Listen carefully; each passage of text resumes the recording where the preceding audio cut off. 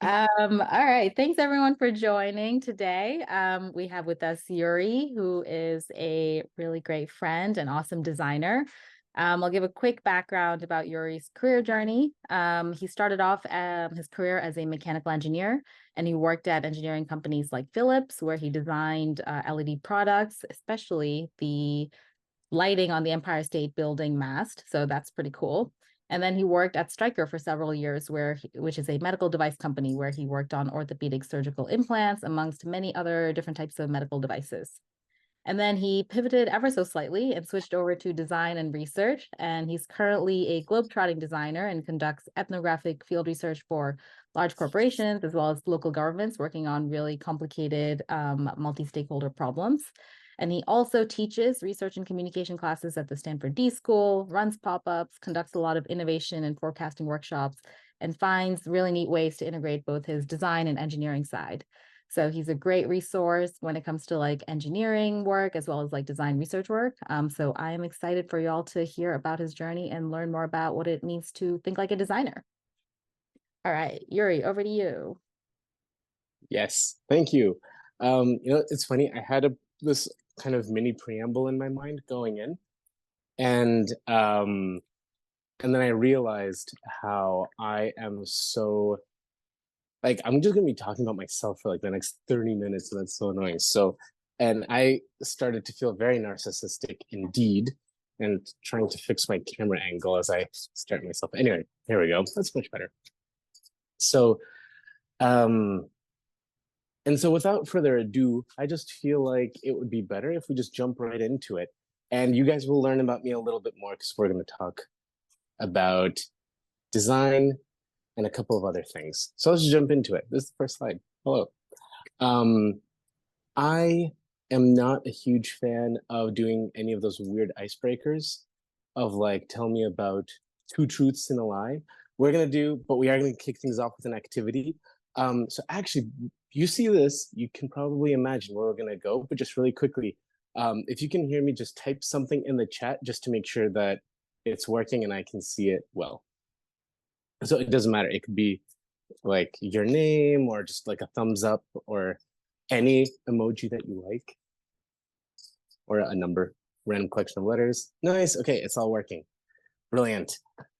So the activity that we're going to do is I will show you a couple of people. I think you'll know them. They're pretty famous. And the activity will be for you to brainstorm alternative new jobs for them. So what other things might they be good at? What other jobs might they have in an alternate reality had things looked a little bit different? And the way we're going to do this is just to keep things quick, just type whatever you have in the chat. I'll be able to see it and kind of react to it. But let's kick it off. First one is Superman. He is a strongman, a bodybuilder. He can fly, shoot lasers out of his eye, and he's powered by the sun. Right now, yes, exactly, Eddie. Perfect, perfect thing. Amazon delivery. Can he be my PT? Is PT as in physical therapist? I'm guessing. He can be a model. What else? What other jobs could this Superman have? We're brainstorming. We're just kicking things off. There will be more. There will be a couple of other people that I'm going to ask you about. But what else could he be besides an Amazon delivery person, a physical therapist, and a model? An accountant. Yeah. Anything else?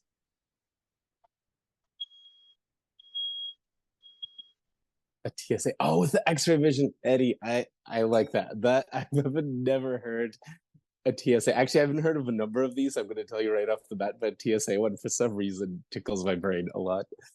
Um, okay, let's jump over into the next one.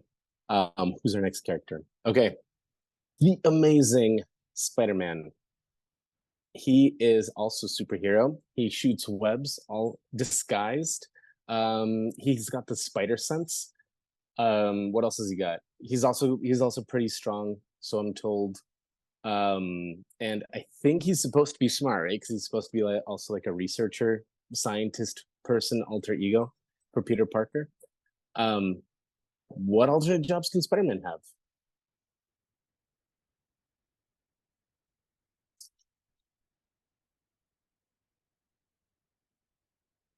An ocean cleaner, pick up plastic and garbage on the ocean. Nice. Window washer, love that one. A weatherman with a spidey sense. Oh, like if the weather as it is now is so extreme and dangerous that it actually he picks up on it on his like dangerous spider sense. A burlesque performer. That's an interesting one. I like it. I'm not sure what kind of burlesque he's doing, but that's very funny. I think that's extremely creative. Any more? Let's do one more answer from anyone. And a wedding planner. Wait a minute. Or a detective. Wait, David, can you unmute really quick and just tell me why a wedding planner? Oh, I don't know. I'm just thinking of jobs, to be honest. Just like any job. Well, no, I mean, Yeah. it's like, you know what? He probably would just be a really spitballing. good. Yeah, no, he probably would be a good. He'd probably be like a good barista too. Why not? Whoever. Well, okay, so let's do one more. This is the Flash.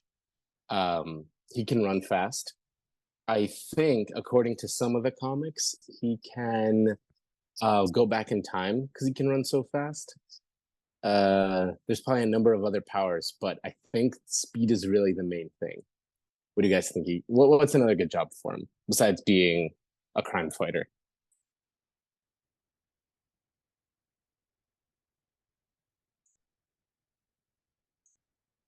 Could work for UPS, a dog walker, a Tesla replacer? Question mark? Question mark? Track star runner?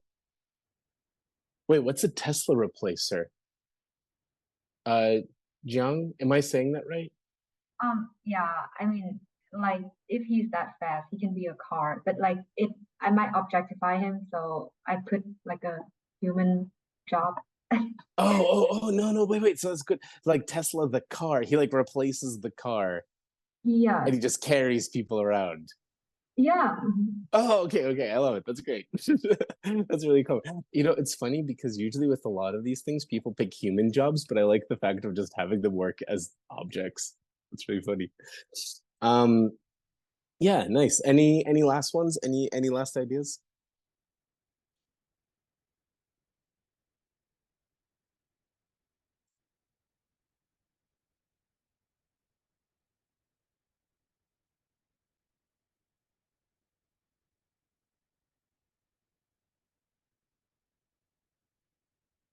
David, any ideas? You're good with just good ideas.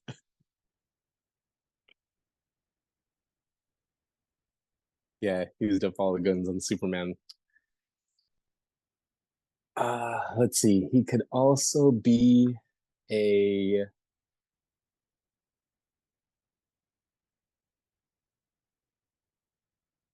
professional football player. You know what? That's right. He could be. He would actually be a phenomenal professional football player. Why not? That's a great job. All right. Let's move on to the next part. So I know there are a couple of other speakers. I'm not sure who you have seen before, who you've not have seen. I'm assuming that a lot of people are going to tell you things like, hey, when you're going out there into the world, you got to make lots of friends, no matter who you are. You got to work hard, get really good grades. You've got to figure out how to game the system. Use whatever you've got to your advantage, be witty and clever.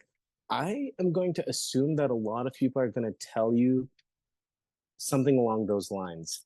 And these are all true. This is all very solid advice. You're going to hear about it. I'm going to tell you guys about something that I think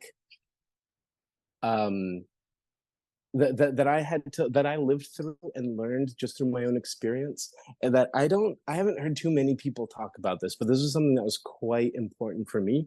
So I just wanted to share it with you. And that's where kind of this entire thing is coming from. And it's the idea of pivoting. Usually when I think this word pivot, what I'm referring to, it's when you drop everything you're doing and you're starting something new. kind of like what we were just figuring out with the superheroes, kind of finding new jobs for them using their own talents and interests. It's talking about that. And I think there is a place sometimes when someone will say like, oh, I used to work as an elementary school teacher and now I work as a dog walker. And after I worked as a dog walker, now I'm like a professional scuba diver. And like that's cool. That's great. You can totally do that. But I'm gonna think about how can you bring some more mindfulness into it so that it doesn't just feel like you're just having a crapshoot and just having a shot in the dark, but there's actually, it feels as though you're building onto something in a way that you're learning something about yourself as you're improving. So I think one of the scariest things when you're approaching the idea of a job or what you're going to do, it might feel as though you've been placed on this path and you have to walk along this path and it will reach its inevitable conclusion and you just have to sort of walk it until you become like this sort of amazing thing. I have a friend of mine who like knew that she was going to be a doctor. Her parents knew that she was going to be a doctor. And so a doctor she became, God damn it, like whether she likes it or not. And to me, for some people, that's it. If you're on that sort of track, I'm not going to knock it. For some people, if you know that that's what you like, that's fantastic. Keep doing that. For some people, though, like for me, it was a little bit scary, where it just felt like, well, what else can I do with my time? Like, maybe I don't want to do this thing. It feels a little bit closed off. I can tell you just really quickly a little bit about myself. Like the path that I was placed on this is a picture of more or less my family. There's a couple of other siblings. They're not important. I'm the one in the middle. The one on the left is a near photo identical picture of my dad. And on the right is my mom. And so I'll just tell you really quick. My dad, he was an electrical engineer and he was working on things like rockets and tanks and GPS systems back for the Soviet Union. My mom, she was working as a mechanical engineer for just on some kind of factory floor. I forgot, but she was like a high, mechanical engineer. And so anyway, my dad was a mechanical engineer. Sorry, my dad was an electrical engineer. My mom was a mechanical engineer. So guess what I became?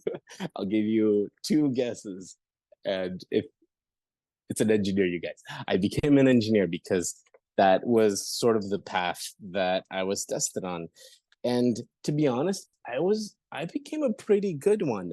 This is a picture of a project that I did close to the end of my undergraduate career, where I graduated with a degree in mechanical engineering. This is a man who's wearing sunglasses and he's touching this little braille device. It's this thing where it would hook up to this camera system and it would vibrate these little patterns on what was in front of the blind person. So if they're down in a train station, it would vibrate in the direction of like where you can buy tickets. If they needed to scan a page or like scan a drawing, it would then vibrate the drawing into their hands. And actually the guy who's wearing the sunglasses, I don't know if you guys know him, but this is Andrea Bocelli, who is this famous blind opera star. And it's his foundation that kind of funded all of this work. And that's him kind of touching a prototype device. And that was really cool. It felt amazing. And so I kind of kept going down this path of engineering. And there was always like this medical slant to it of like taking care of people. And so eventually, as Sakita alluded to, I started working under these for this medical device company. And so we were making like orthopedic implants, like fake bones for people. And, after working there for 4 years, just in this one company, this isn't like bragging or anything, but it's like I designed 56 devices, marketed 4 different product families. So basically like invented these replacements for spine vertebrae, for hip replacements, knee replacements, for people's faces, like facial bones, and also long bones, like in the forearm or in your leg. Patented 2 of them, co-authored a bunch of FDA safety guidelines, blah, blah. Anyway, a bunch of crap. The point being, though, is this was a really big, important part of my life, and this was sort of the path that I was on. Actually, here's some of the stuff that I actually made. Can you guys see my mouse how I'm like wiggling around the screen? Yeah, I'm seeing some nods. Perfect. So here, I'll tell you what some of these are. This thing up here in the top left, this is what you replace your knee with. So if your knee breaks, this is the thing that slides over here, and over where this groove, it fits into like the top part of the knee. Where this groove is, that's where your knee cap, like that little tiny bone that you can sort of move around with your hand right now if you want to, that sits in this little groove right here. This big sheet of paper is this flexible chainmail that we made. So you could drape it over, like if you fractured your bone, you could drape this chainmail over the top of it and it sort of conforms to it. And then you cinch it up and it's like a nice little trauma accident replacement thing.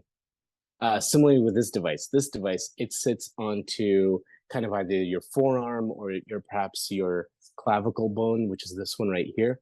And it's sort of like the stamp that replaces and sort of cinches together different longer bones to make sure that they stop moving if something happened where all of a sudden you're getting new joints in long bones that you didn't have before. There's also this guy. Does anyone want to guess what that is? Here, actually, throw some guesses in the chat as to what it is. I will give you a hint. It's very small.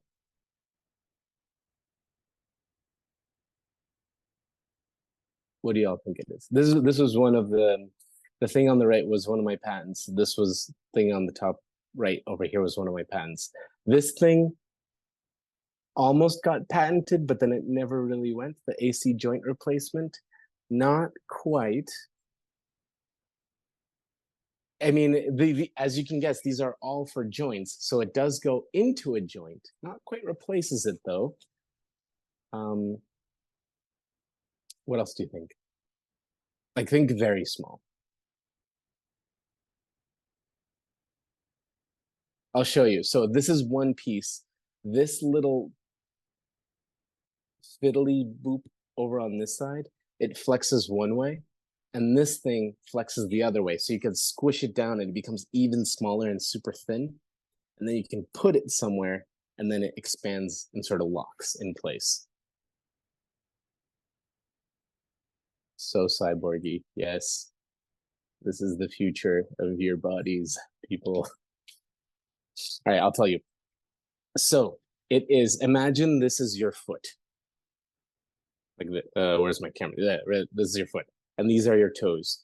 When there's this condition called hammer toes, and it usually afflicts women who wear high heels a lot.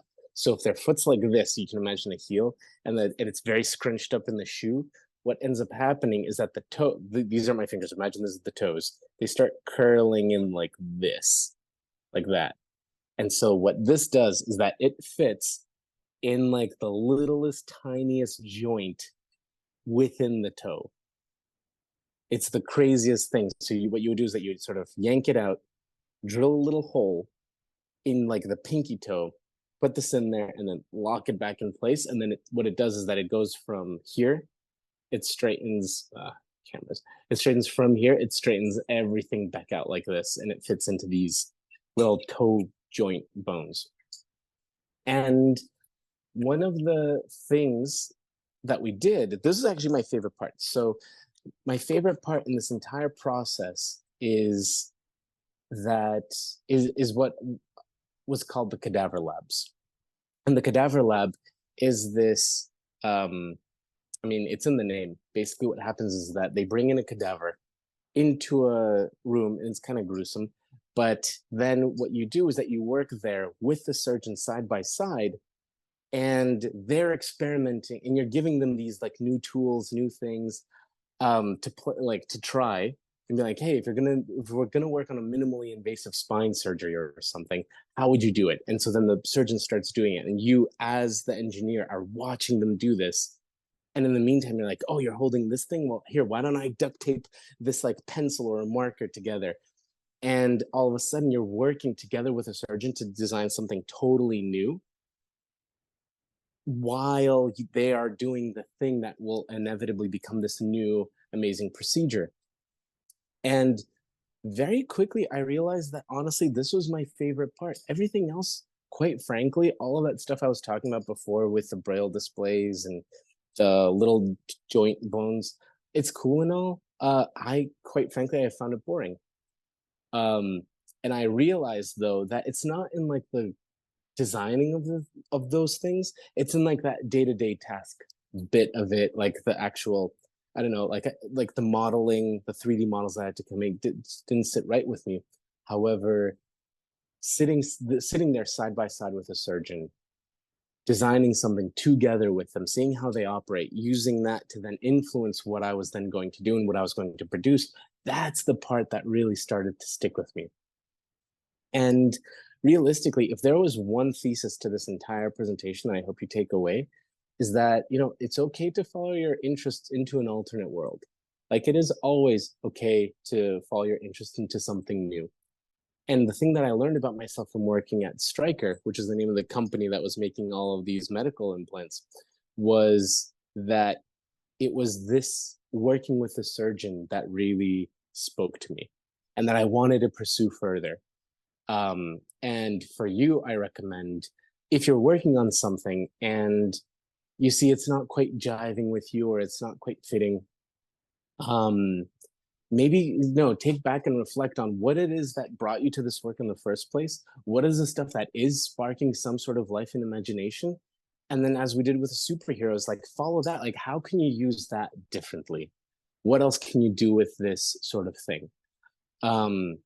And rather than just, first becoming an elementary school teacher and then becoming a scuba diver, it's like, what are the classes that speak to you? What are the projects that speak to you? What is this new trend among all of your work that it seems to culminate into perhaps a new direction for yourself? For me, the way this looked like is moving across the United States. Well, actually, first quitting my job that I had in New York, moving across the United States from New York all the way to California, going there, moving back across the United States after I was done in California. I'm in Boston now, finding a new apartment to live, finding a completely new career to live with and do. So now I work as a design consultant, as Suki was saying. And as I was saying before, that's what it looked like for me. And if you feel like you're just going into if you know the path that you want to be on, follow it. Power to you, crush it. It's going to be amazing. If you feel like there's something that could change, I recommend, take some new classes, see what's going on around you, look for new projects that seem to interest you and spark something new within you, and just follow that direction for a little while and see where it brings you, because it might bring you to somewhere happier and to somewhere totally different than you might have been imagining before. So now, speaking more into the design role, now my work is a little bit more behind the scenes. So it's a lot of prototyping, putting together all sorts of crazy things. So I'm still working closely to the medical space, but in a slightly different capacity. So this was actually a school project that I did. It's supposed to be this prototype MP3 player for someone who's blind. So as soon as you pick it up, you can kind of immediately understand how to hold it.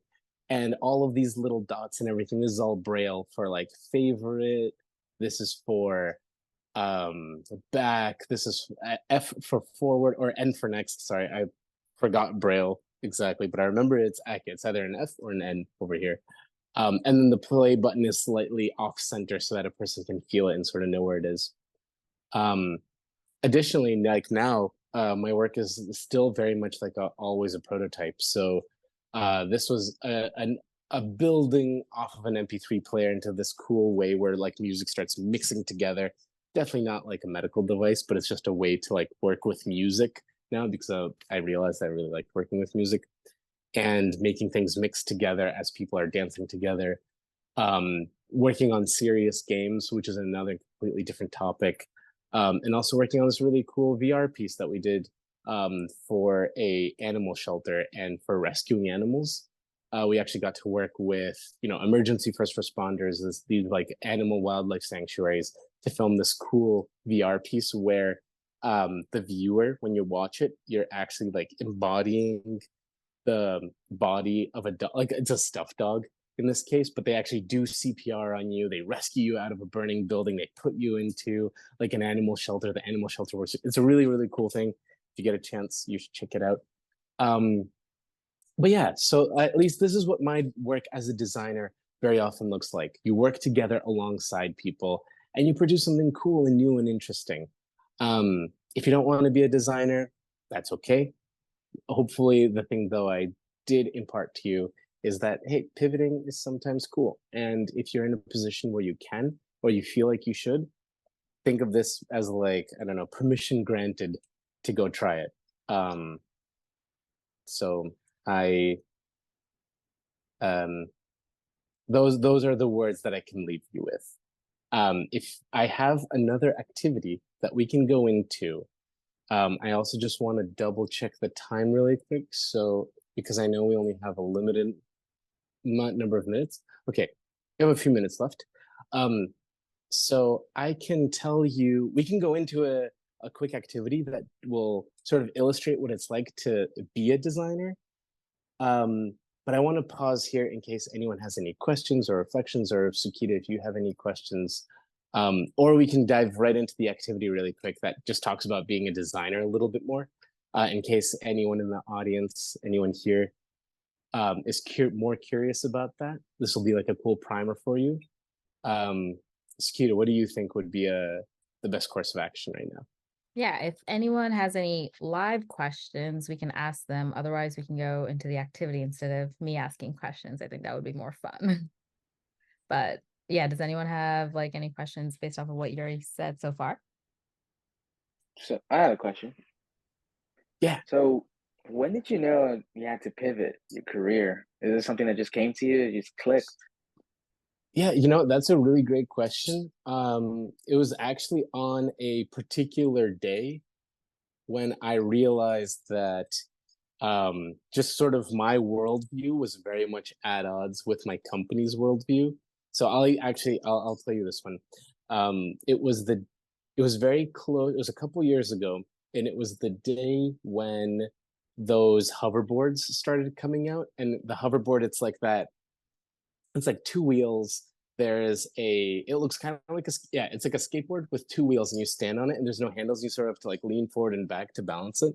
Those things. And a lot of people were getting them as toys. And that year at my company, it was the winter time. The CEO comes out, he calls his town hall, and he's like, hey, all these kids are buying hoverboards. They're all getting hurt. Trauma sales are going through the roof. We're going to make so much money. And a lot of people cheered.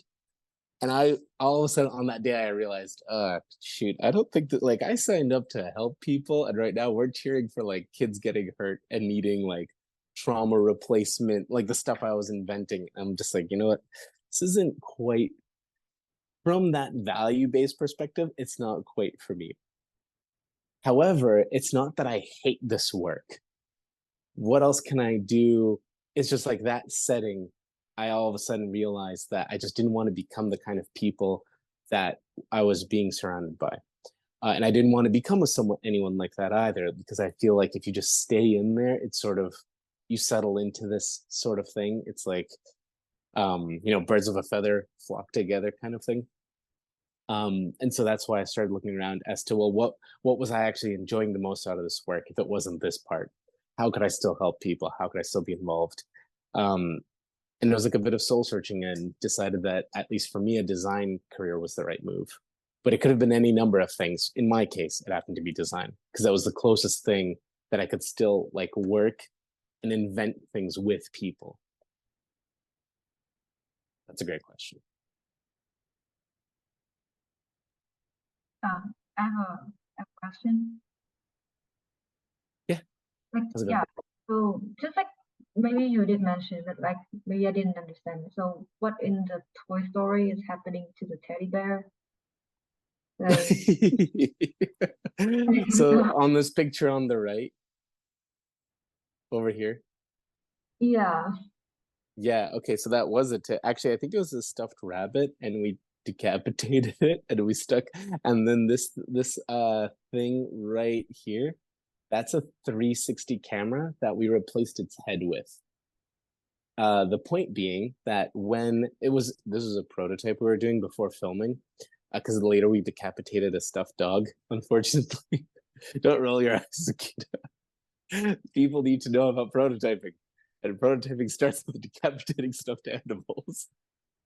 But we put a 360 camera into the top, into kind of where the head was, so that when the person puts the VR goggles on and they're looking around, they see the scene, but if they look down, they see like the body of an animal.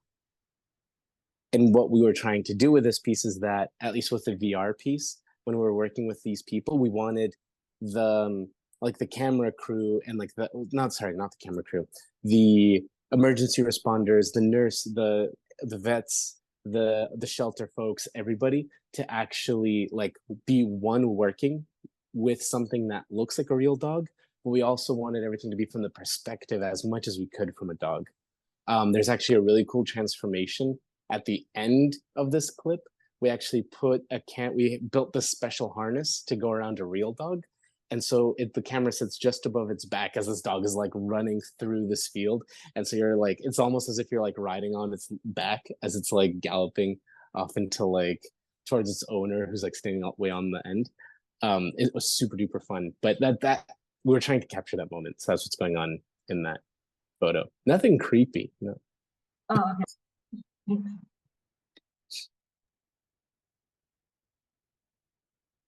Right. So should I just jump into the activity really quick? Do we have time for that? Yeah, we have until 5:45, but if we can do like a quick like version of the activity in the next like few minutes, maybe we could do it. Yeah. Otherwise, Okay. No. okay. No. I can do it fast. I can do it quickly. All right, cool. Okay.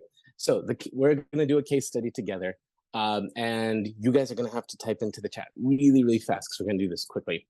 So the case study is, how do we make this thing modern and cool? This is a printer, and it's gray. It's by Canon. And the thing that makes it really cool right now is apparently it's got a USB cable included, and that's amazing. But no, printers are super boring. This one is super boring. This is an objectively very boring device that is also it feels outdated, yet necessary. People still print. And this is actually based on a genuine project that I just finished literally 2 weeks ago. At the end of two Fridays ago, this is when this project finished, but this was a very legitimate, very recent thing. I won't tell you what company it's for. It's not Canon, and you can guess all you like, but I'm not going to tell you. But we're going to take 3 different perspectives on it. And it's the perspectives that different designers might take on it. But I think as being a good designer, you're supposed to take all of these different things. And actually, Eddie, you're coming close to one of the perspectives. But the first perspectives that we're going to take is that of a physical product designer.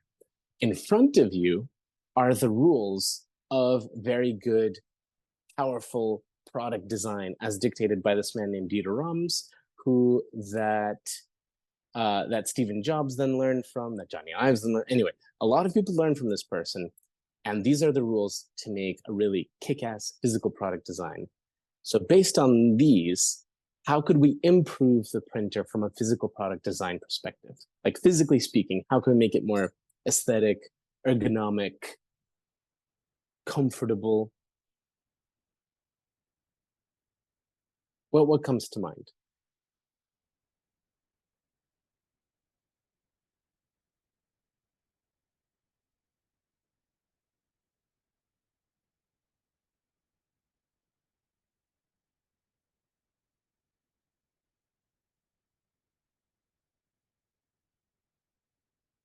Yeah, like modern materials, modern colors. It's gray and plastic. Yeah, like think teenage. Yeah, right. So you could make something that's maybe, glossy silver. I don't know, make the buttons really big and comfortable so you can poke at them and see them. I don't know, maybe make a really nice touch screen right in the middle. Nothing else. It's very, very clear as to what's going on. The entire point of physical product design is making things very clear, very obvious, so that even if a baby comes to it, they immediately know how to look at YouTube on it. No, just kidding. How to like use it and operate it. That's the point of physical product design. Now, another lens we could take is a branding lens. So on the left, you could see how this other company's brand has evolved, and it's gone from the audio oscillator Hewlett Packard like little slip to 1, 2, 3. It's literally just 4 lines, and you can know what it is. But the language of branding and kind of market design and visual design is about colors, messages, stories, logos, all of this stuff. What could we do in terms of this perspective, in terms of branding, to make that initial first gray plastic printer look cooler, make it more modern, and see as if it belongs in, today's age?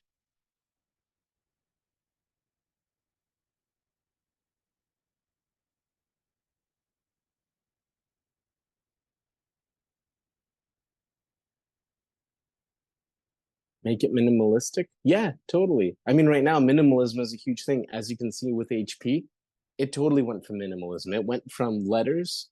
It gets fewer and fewer letters as it goes on. And then it just gets into like a couple lines as if those are letters. What else from branding? Brighter colors. Totally. Exactly. Just like if you wanted to go for like a very pop look, make it like very, very edgy. Just splash a bunch of colors onto it, throw in this cool like skull logo on it or something. I don't know. I think that's edgy. I'm also a little bit older, so maybe I'm wrong. But yeah, specific colors for brand. Yeah, right. If you wanted to actually make it cohesive. So if HP, for example, was making this printer, maybe they ought to think about making it blue, because apparently HP likes this color blue. All right, let's go into finally this third viewpoint. And this is actually the one that, at least in my case, made a difference. Accessibility design. This is the perspective of design on how do you make something that would work if someone is disabled in some way or just cannot participate in the same way. On the left, you see it's like these little wheels were built for this dog who apparently has hip problems to be able to move around. For printers, I can tell you this much. Printers are used by a lot of people who are neurodivergent, and who sometimes just looking at a screen kind of freaks them out a bit. They can't focus. It's very, very hard for them to focus. Or for people with dyslexia, it might be really difficult. It's easier to have it on a piece of paper and to be able to print something. So all of a sudden, we're thinking about, well, how would someone like that, in a setting like this, where all of you fine people are listening to me speak and just be on Zoom, how could we help them with a printer like in this situation?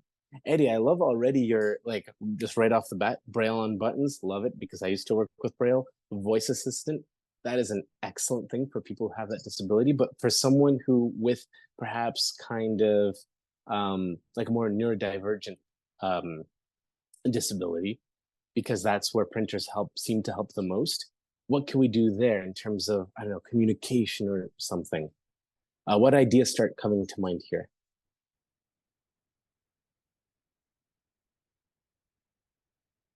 These two, fantastic though, the first two.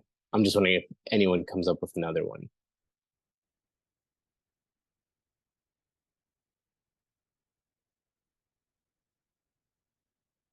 Written text on printer, EX button says print.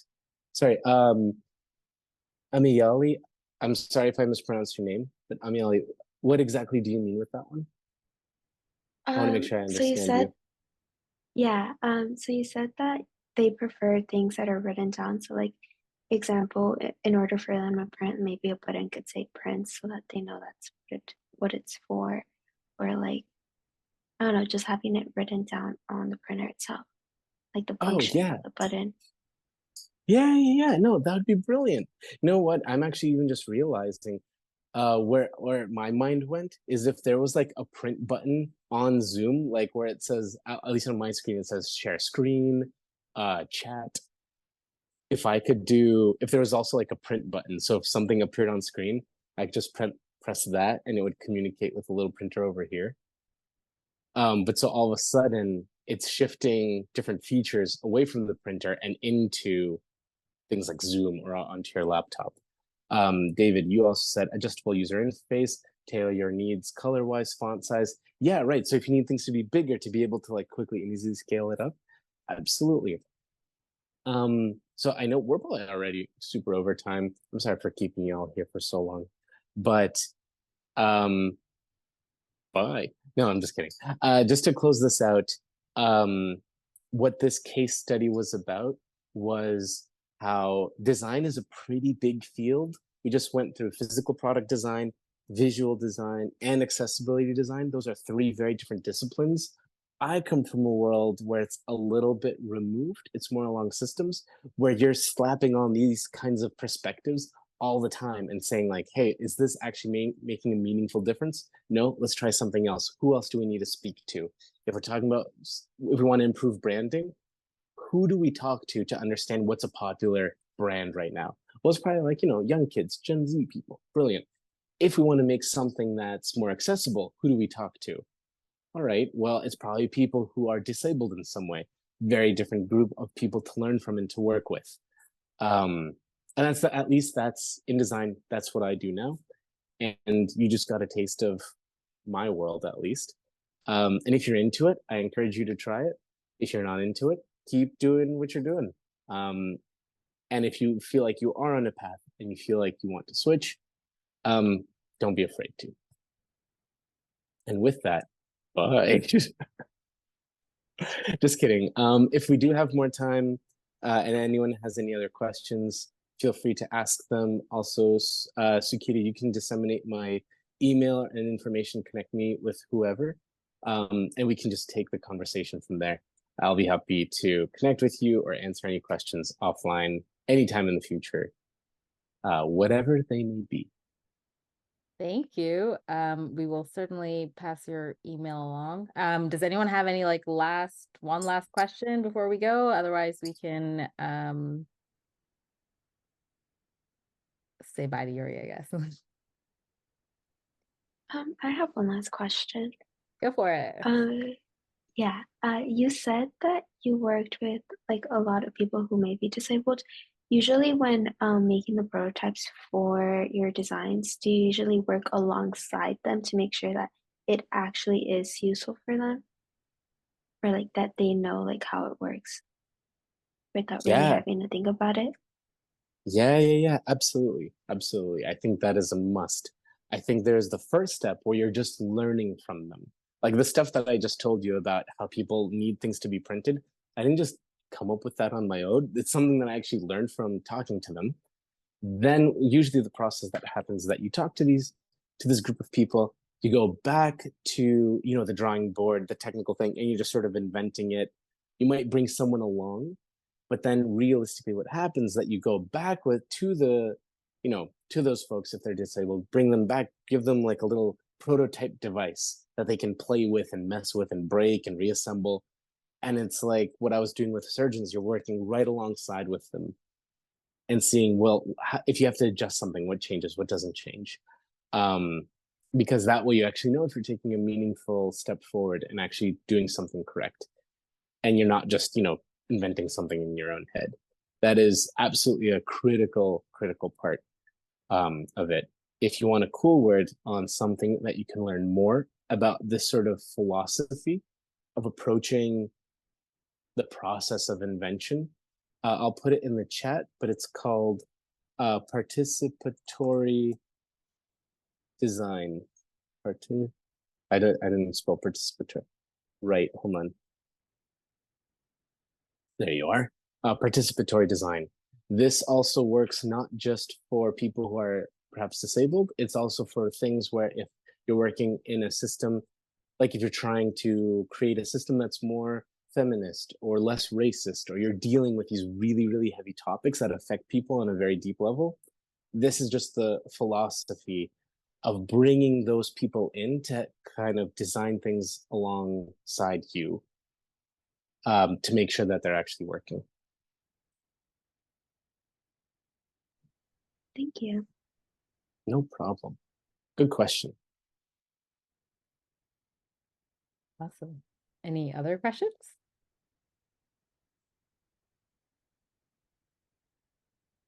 All right. Thank you so much, Yuri. This was awesome. I hope it was informative for everybody. And if anyone is interested in connecting with Yuri later on, I will share his email. But otherwise, thank you all. Yeah, thank you all for being here. And take care. I hope to hear from you in the future and soon. Woo-hoo.